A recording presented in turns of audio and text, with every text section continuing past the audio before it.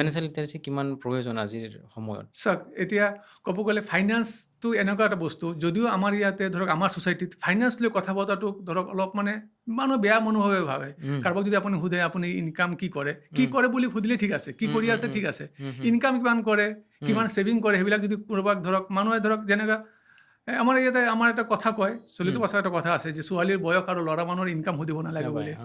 কিন্তু কথাটো হ'ল যে একচুৱেলি এইটো আমাৰ বৰ ছ'চাইটিত বনি গৈছে যে আপুনি ফাইনেন্স ৰিলেটেড আমি ডিছকাশ্যন নহয়।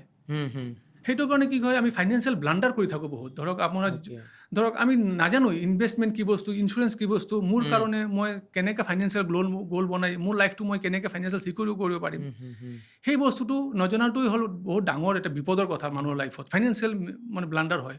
তো ফাইনেন্সিয়েল লিটাৰেচি বুজাওঁতে এইটো বুজায় যে to know' how to manage your money, আপুনি কেনেকৈ আপোনাৰ পইচাটো মেনেজ কৰিব, ৰিস্ক বুজি পায়, ৰিটাৰ্ণ বুজি পেলাই, তো সেইটো জনাটোৱে হ'ল ফাইনেন্সিয়েল লিটাৰেচি বুলি আপুনি ক'ব পাৰে।